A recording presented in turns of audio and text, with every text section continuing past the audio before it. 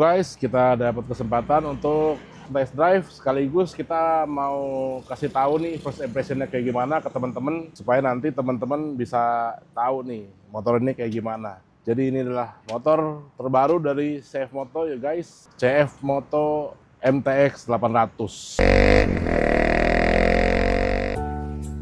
Halo guys, apa kabar semuanya? Semoga sehat-sehat aja ya. Ayo silakan yang belum di-subscribe karena kita masih banyak nih petualangannya. Dengan mesin 799 cc, 2 silinder inline, tenaganya luar biasa. Tadi saya coba juga langsung jambak gitu. Ya, jadi salah satu keunggulannya dibanding yang lain yang sekelasnya itu adalah tangkinya nih. Dia tangki samping, tangki bawah. Ada dua di kanan kiri. Dengan adanya dua tangki ini benar-benar mengurangi center lower of gravity-nya sehingga dia terasa lebih enteng motornya. Meskipun beratnya 220 kg. Tapi terasanya lebih enteng karena tangkinya di bawah. Karena lower center of gravity-nya itu ada di bawah. Yang kedua, dia throttle by wire, jadi nggak pegel dan pasti responsif. Untuk bagian kokpit, motor ini sudah dilengkapi dengan layar TFT yang besar dengan vertikal, jadinya kelihatan semua riding mode itu ada, mulai dari normal, sport, sampai off-road guys. Jadi secara elektronik, secara fitur, ini sudah lengkap banget. Dengan OTR 270-an juta, teman-teman bisa dapetin motor ini dan semua fitur yang ada di dalamnya dengan lengkap. Sudah ada stabilizer untuk stang, jadi nggak perlu nambah lagi. Windshield bisa naik turun. Oke guys, kita masih bahas kokpit nih. Tadi kita udah bahas speedometer, sekarang kita bahas windshield. Ini bisa naik. Ini udah paling tinggi. Ini bisa turun sampai sini. Jadi kalau untuk kalau dalam kota bisa turunin, kalau untuk riding jauh udah mulai itu bisa ditinggiin. Ini mungkin naik turunnya sekitar ya 4 sentian doang sih guys. Tapi cukup lumayan lah. Kalau misalkan teman-teman masih merasa kurang tinggi, nanti bisa diganti windshieldnya sama yang aftermarket. Saya rasa ada banyak. Karena motor ini sangat laku guys di Eropa. Itu namanya bukan CF Moto, tapi kalau di luar itu namanya Ibex. Itu untuk CF Moto itu Ibex mereknya. Spakbor sudah bergaya off-road, shock depan upside down. Di speedometer ini udah ada TPMS juga, udah lengkap banget ini. Sekarang kita mau denger suaranya guys.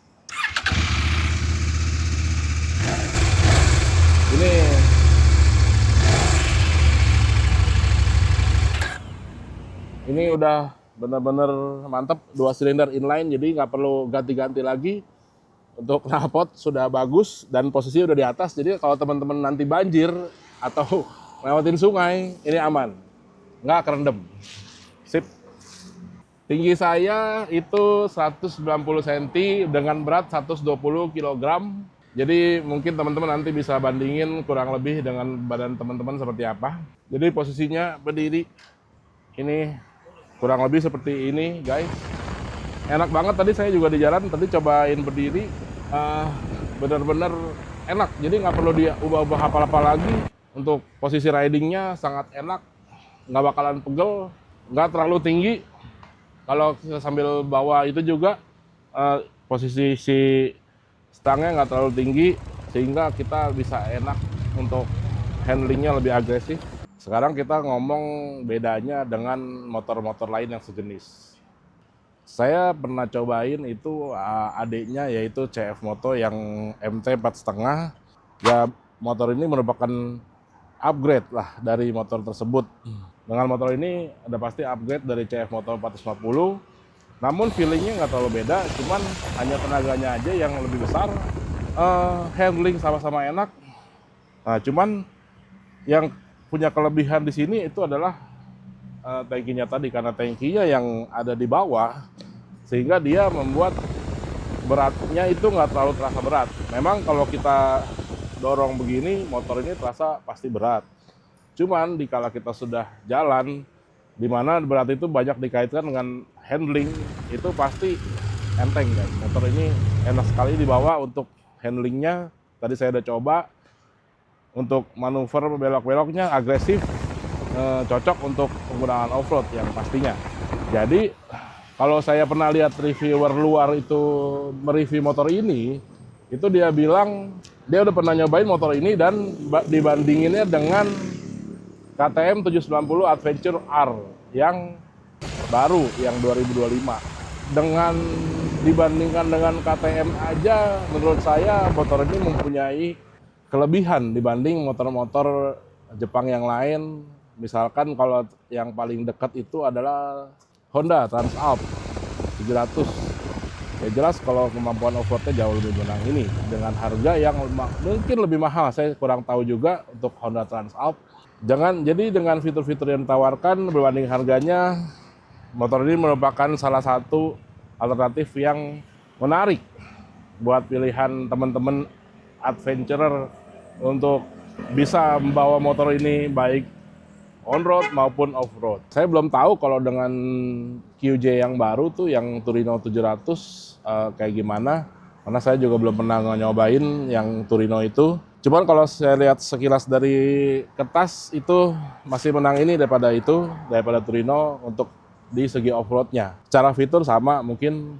Dan untuk sebagian orang yang senangnya smooth riding, mungkin motor ini kurang cocok karena motor ini sangat agresif, nyentak-nyentak, sehingga mungkin kalau teman-teman yang demen untuk smooth riding mungkin perlu di remap atau gimana, saya kurang tahu, untuk sesuai dengan selera teman-teman. Suspensi yang sangat panjang, travelnya 230 mm depan belakang, dan semua adjustable baik preload maupun rebound, sehingga membuat motor ini benar-benar bisa diatur sedemikian rupa sesuai dengan kebutuhan teman-teman mau seperti apa. Suspensi dari KYB sih sudah tidak diragukan lagi ya. Tadi saya juga bawa sempat di bagian ada polisi tidur maupun jalan yang rusak itu benar-benar nggak kerasa sama sekali, udah kayak jalannya kayak lurus aja gitu. Dan juga dengan ban 18, ring 18 dan 21 itu benar-benar sudah mencukupi banget untuk kebutuhan off-road teman-teman, juga on-road apalagi ya.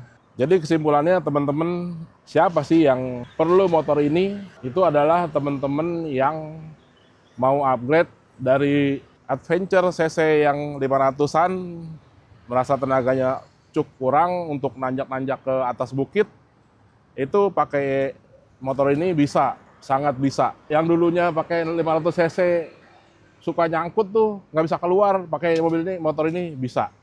Yang dulunya pakai motor CF Moto 450, terus kira-kira tenaganya masih kurang, pakai motor ini juga bisa. Terus yang mau jalan jauh banget, karena ini tangkinya 22 liter guys totalnya, jadi bisa lumayan panjang jaraknya, itu bisa untuk enduro ya, terutama untuk enduro, untuk lintas negara, ini sangat mumpuni guys. Tapi untuk teman-teman yang mau punya motor adventure, baru mau punya motor adventure, menurut saya kurang cocok, terlalu besar motor ini.